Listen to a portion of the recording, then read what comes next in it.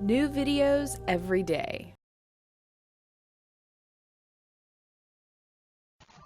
They told me that they would give me a mild sedative, or they would give me something. I wouldn't feel anything. And that the mild sedative means a general anesthesia, which has all the effects that anesthesia have and the problems with processing it out of the system. And the reason you have these long informed consent things that when you go to the doctor for general surgery, and that's a general anesthesia. And he said, well, it's not brain surgery. This is not, you're not being cut on. This is really, when you come out of this, you're going to be happy. You're going to be, all the sadness is going to go away. And I said, well, you know what?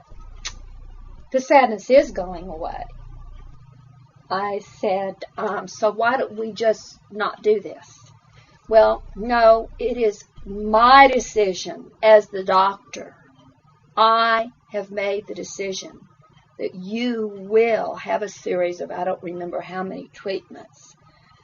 And I said, you've made the decision that you're going to take me in, knock me out, give me electroconvulsive therapy against my will. That's what I'm hearing you say to me as a 24-year-old that has a new baby at home. Who's going to take care of my son? Well, you're not able to take care of your son. There's no telling what could happen to your son with you in the shape you're in. So they're even planning things in my mind that I could do something to my son because I'm just not in the right character to take. Well, of course, then as a young mother, I'm thinking, wow, wouldn't that be terrible? Now, you see how they can take and turn everything to make it look like everybody's going to be in harm's way if they don't do something for you. Anybody out there believe in civil liberties, believe in the freedom and dignity, believe that adult human beings have a right to make decisions for themselves? Anybody believe in that? How did it happen that this woman is suddenly turned into a child or an incompetent person, that the doctor makes a decision for that person? That's what's happened here. That's what happens every day in the psychiatric mental health system. There's always a story behind it. There is. And I'm just one of many. The only reason I'm here today is to get everybody organized, to realize that this did happen to me. They took me, they shocked me against my will. They straitjacketed me.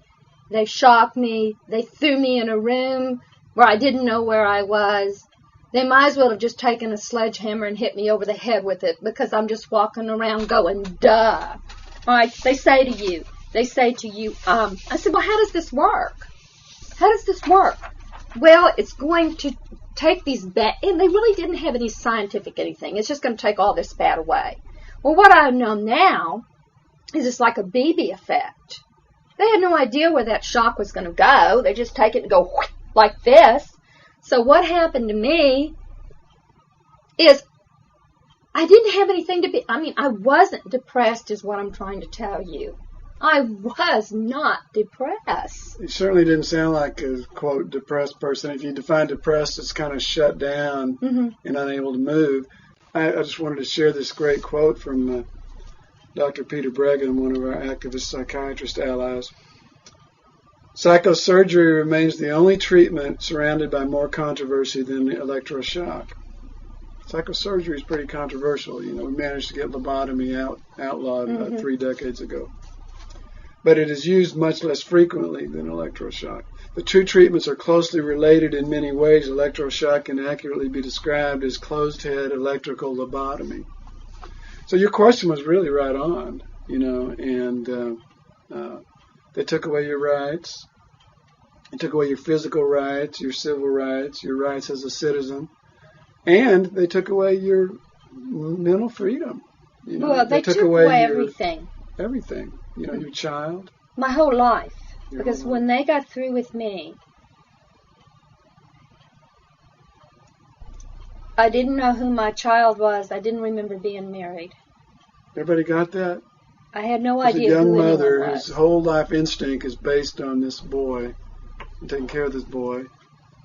And a little while later, She doesn't even remember being married and having this child.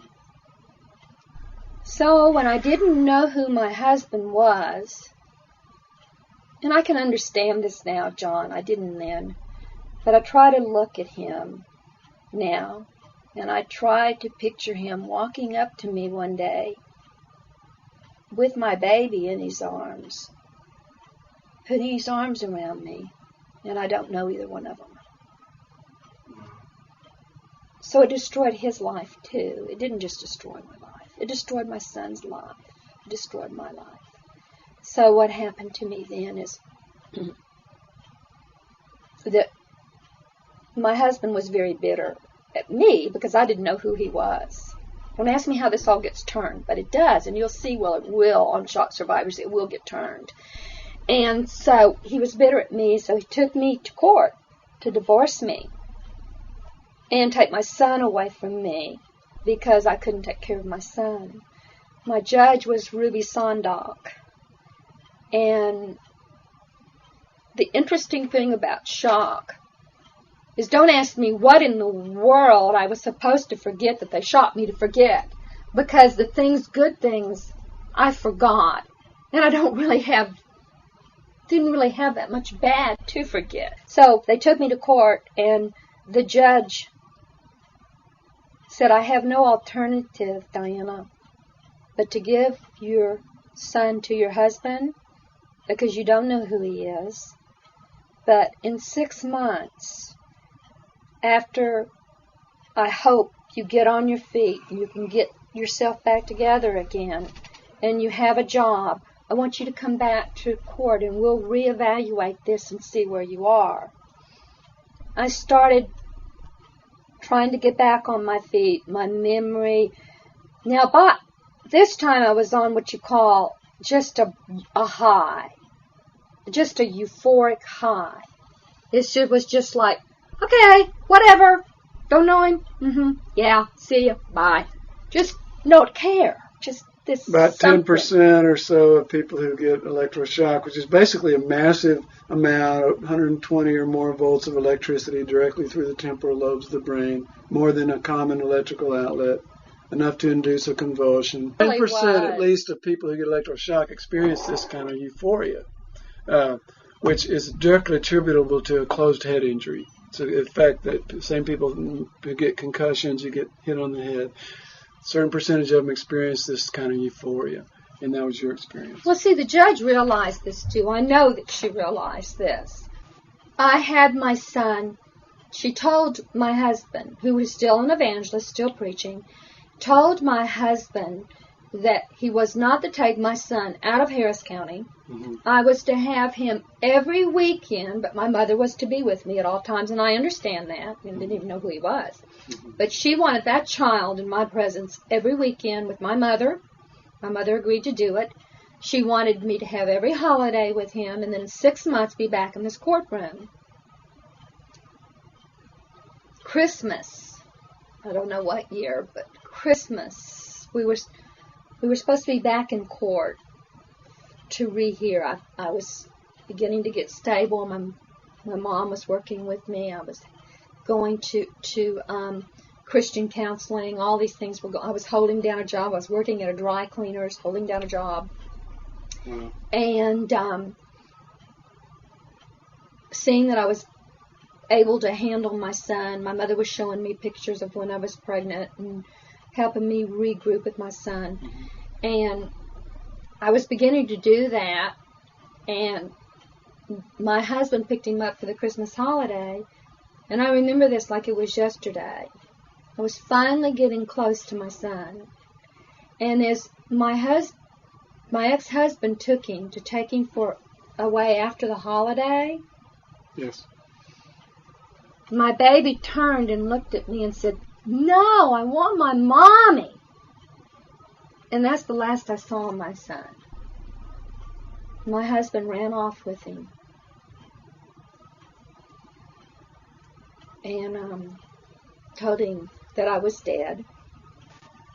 Shock is a crime against the spirit, and it's a rape of the soul.